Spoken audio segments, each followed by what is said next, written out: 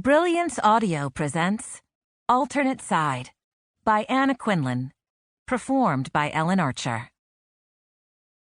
Just look at that, Charlie Nolan said, his arm extended like that of a maitre d', indicating a particularly good table.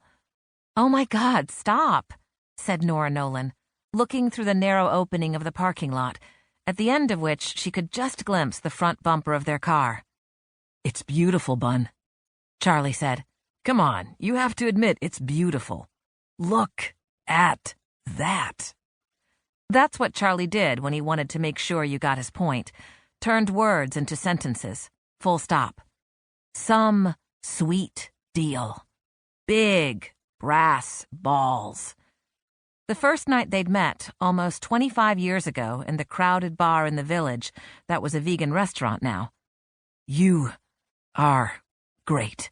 Really, really great." Nora could not recall exactly when she'd first begun to think, if not to say, just so annoying. In the line of narrow townhouses that made up their side of the block, standing shoulder to shoulder like slender soldiers of flawless posture and unvarying appearance, there was one conspicuous break, a man down, a house with opening to a stretch of macadam turned into an outdoor parking lot. It held only 6 cars, and since nearly everyone on the block wanted a space, it had become a hot commodity, a peculiar status symbol. A book about the city's history in the archives of a museum at which she had once interviewed for a job had told Nora that a house in that space had been gutted in a fire, and the family that owned it had never bothered to rebuild. It had happened in the early 1930s, when the country, the city, and the west side of Manhattan had no money, which of course had happened again in the 1970s, and would doubtless happen again sometime in the future, because that was how the world worked. At the moment, however, it seemed scarcely possible. A house on the next block had just sold for $10 million in a bidding war. The couple who sold it had bought it for $600,000 when their children were young. Nora knew this because she and her neighbors talked about real estate incessantly. Their children, their dogs, and housing prices. The holy trinity of conversation for New Yorkers of a certain sort. For the men, there were also golf courses and wine lists to be discussed. For the women, dermatologists.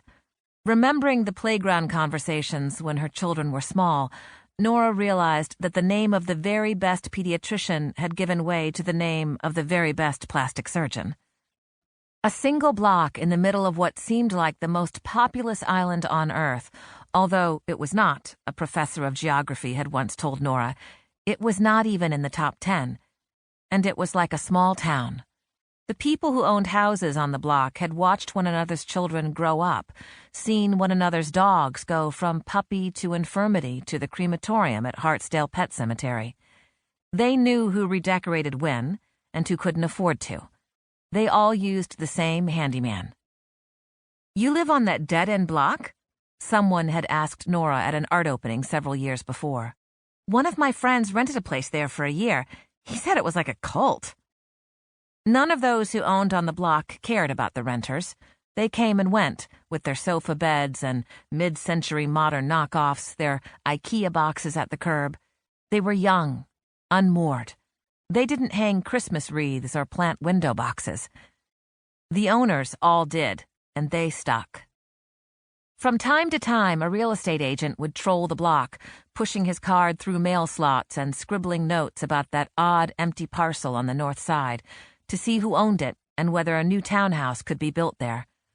For now, it was a narrow, ill-kept parking lot, oddly shaped, like one of those geometry problems designed to foil students on the SATs. Determine the area of this rhomboid.